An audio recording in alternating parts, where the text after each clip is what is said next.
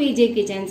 இன்னைக்கு நம்ம என்ன ரெசிபி செய்ய போறோம்னு பாத்தீங்கன்னா டேஸ்டா எப்படி ஒரு வெஜிடபிள் பிரியாணி செய்யறதுன்னு தான் காமிக்க போறேன். வாங்க வெஜிடபிள் பிரியாணிக்கு தேவையான இன்கிரிடியன்ட்ஸை பார்க்கலாம்.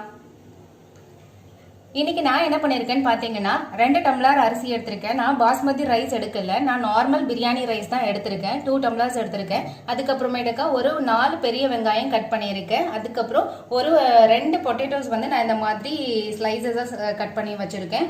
அதுக்கப்புறமேட்டுக்கா 3 ஸ்மால் சைஸ் டொமேட்டோஸை வந்து நான் சாப் பண்ணி வச்சிருக்கேன். அதுக்கப்புறமேட்டுக்கா 1 cup beans, 1 cup carrot, 1 cup பச்சை பட்டாணி, ஃப்ரெஷ் பட்டாணி, தென் 2 பட்டை, 2 பட்டை, 2 லவங்கம், 2 ஏலக்காய், அதுக்கப்புறம் 2 பிரிஞ்சி லீஃப் எடுத்திருக்கேன். 3 டேபிள் ஸ்பூன் வந்து ஜிஞ்சர் கார்லிக் பேஸ்ட், 4 நம்பர்ஸ் வந்து நான் என்ன பண்ணேன் கிரீன் சில்லி எடுத்திருக்கேன். 1/2 tablespoon turmeric powder, 1 tablespoon garam masala, 2 tablespoon curd, அதுக்கப்புறமேட்டுக்கா பார்த்தீங்கன்னா கொத்தமல்லியும் புதினாவும் மிக்சர்ல நான் கட் பண்ணி வச்சிருக்கேன். அதுக்கப்புறம் தேவையான அளவுக்கு ஸ்டோன் சால்ட் எடுத்திருக்கேன். 2 டேபிள் ஸ்பூன் கீ, அதுக்கப்புறம் தேவையான அளவுக்கு ஆயில் எடுத்திருக்கோம். வாங்க இப்போ இந்த வெஜிடபிள் பிரியாணியை எப்படி செய்யறதுன்னு பார்க்கலாம். இன்னைக்கு நான் வெஜிடபிள் பிரியாணி பார்த்தீங்கன்னா ப்ரெஷர் குக்கரில் தான் செய்ய போகிறேன். ஸோ இப்போ பாருங்க வந்து சூடானதும் குக்கர் சூடானதும் நான் என்ன பண்ணுறேன், ஒரு 5 டேபிள் ஸ்பூன் கிட்ட நான் வந்து என்ன பண்ணுறேன்னு பார்த்தீங்கன்னா ஆயில் யூஸ் பண்ணிக்கிறேன். ஆயில் சூடானதும் 2 பட்டை, 2 லவங்கம், 2 ஏலக்காய், அதுக்கப்புறமேட்டுக்கா 2 பிரியாணி இலை, இதெல்லாம் போட்டு நல்லா வந்து வணங்கட்டும். இப்போ இந்த இது வதங்கினதும் நம்ம என்ன பண்ணணும்னு பாத்தீங்கன்னா 4 கிரீன் சில்லி வச்சிருக்கேன் இல்லையா, இதை நான் போட்டுறேன். இது வந்து ஒயிட் கலர்ல வர வரைக்கும் நம்ம வந்து ஃப்ரை பண்ணிக்கணும். இப்போ பாருங்க இந்த பச்சை மிளகாய் வந்து நல்லா வதங்கிருச்சு. இந்த டைம்ல நான் என்ன பண்றேன்னு பாத்தீங்கன்னா 4 வெங்காயம் வந்து நீட்டா கட் பண்ணி வச்சிருந்தேன் இல்லையா, அதையும் நான் இதுக்குள்ள போட்டுக்கிறேன். ஆனியன் வந்து நல்லா இந்த மாதிரி கோல்டன் கலர்ல வந்து நமக்கு வதங்கினதும் நான் என்ன பண்றேன்னா 3 tablespoon ginger garlic paste வச்சிருந்தேன் இல்லையா, அதை நான் இது கூட மிக்ஸ் பண்ணி நல்லா கலந்து விட்டுக்கோங்க. பச்சை வாசனை போற வரைக்கும் நம்ம வந்து இந்த ஜிஞ்சர் கார்லிக் பேஸ்ட்டை வதக்கிக்கிறோம். இப்போ பாருங்க நல்லா வந்து அந்த ஜிஞ்சர் கார்லிக் பேஸ்ட் வந்து வதங்கிருச்சு. எண்ணெயும் நல்லா வந்து பாருங்க ஸ்பிளிட் ஆகிருக்கு. இந்த டைம்ல நான் என்ன பண்றேன்னு பாத்தீங்கன்னா 3 ஸ்மால் சைஸ் டொமேட்டோஸ் கட் பண்ணி வச்சிருந்தேன் இல்லையா, அதை நான் இது கூட மிக்ஸ் பண்ணிக்கிறேன். இது நல்லா வந்து மேஷ் ஆகி வதங்கட்டும்.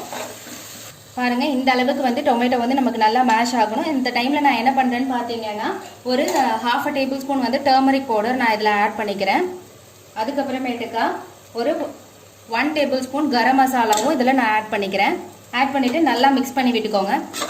இப்போது இந்த மசாலாஸ் போட்டு நல்லா வதக்கி விட்டதும் நான் என்ன பண்ணுறேன்னு பார்த்தீங்கன்னா இப்போ வெஜிடபிள்ஸ் ஆட் பண்ணுறேன். 1 கப் வந்து நான் பீன்ஸ் ஆட் பண்ணுறேன், 1 கப் கேரட், அப்புறம் 1 கப் பட்டாணி, 1 கப் பொட்டேட்டோஸ் எல்லாம் ஆட் பண்ணி நல்லா மிக்ஸ் பண்ணிக்கோங்க. இப்போ இந்த வெஜிடபிள்ஸ்லாம் கொஞ்சம் நல்லா வதங்கினதும் நான் என்ன பண்ணுறேன்னா 2 டேபிள் ஸ்பூன் வந்து நான் கர்ட் வச்சுருந்தேன் இல்லையா, அந்த கர்டை நான் இதில் மிக்ஸ் பண்ணிக்கிறேன். கர்ட் போட்டு கொஞ்சம் நேரம் குக் பண்ணுங்கள். அதுக்கப்புறமா நம்ம என்ன பண்ணுறோன்னு பார்த்தீங்கன்னா இந்த டிஷ்ஷுக்கு தேவையான அளவுக்கு தண்ணி ஆட் பண்ணுறோம். 1:2 ரேஷியோவில் தான் நம்ம தண்ணி மிக்ஸ் பண்ணுறோம். 2 டம்ளர் எடுத்துருக்கேன். ஸோ 4 டம்ளர் தண்ணி நான் வந்து இன்றைக்கி மிக்ஸ் பண்ணிக்கிறேன். ஸோ 4 டம்ளர் நான் வந்து அரிசிக்கு தண்ணி வச்சுட்டேன். இன்னொன்று நம்ம வெஜிடபிள்ஸ் போட்டிருக்கோம் இல்லையா, ஸோ நம்ம என்ன பண்ணுறோன்னு பார்த்தீங்கன்னா அதுக்காக எக்ஸ்ட்ரா ஒரு 1/4 டம்ளர் மட்டும் நம்ம ஆட் பண்ணிக்கிறோம் வெஜிடபிள்ஸ் வந்து நமக்கு குக் ஆகுறதுக்காக. ஸோ தண்ணி மிக்ஸ் பண்ணிவிட்டு இந்த டிஷ்ஷுக்கு தேவையான அளவுக்கு நான் சால்ட் ஆட் பண்ணிக்கிறேன். சால்ட் போட்டுட்டு இந்த தண்ணியை செக் பண்ணி பாருங்கள், டேஸ்ட் செக் பண்ணுங்கள். கொஞ்சம் கரிக்கிற மாதிரி இருக்கணும், அப்போ தான் நம்ம ரைஸ் கூட வந்து மிக்ஸ் ஆகி குக் ஆகும்போது நமக்கு ஈக்குவலாக இருக்கும். இந்த மாதிரி கொதிக்கிற ஸ்டேஜ்ல நம்ம என்ன பண்றோம்னு பாத்தீங்கன்னா 2 டம்ளர் அரிசி வச்சிருக்கோம் இல்லையா, அந்த அரிசியை கொஞ்சம் கொஞ்சமா இதுல ஆட் பண்ணிக்கோங்க. பாருங்க இந்த மாதிரி நல்லா கொதிக்கட்டும். இந்த ஸ்டேஜ்ல நான் என்ன பண்றேன்னு பாத்தீங்கன்னா கேஸை ஸ்லோ பண்ணிட்டு நான் என்ன பண்றேன்னா குக்கர் மூடி போட்டு மூடி விடுறோம்.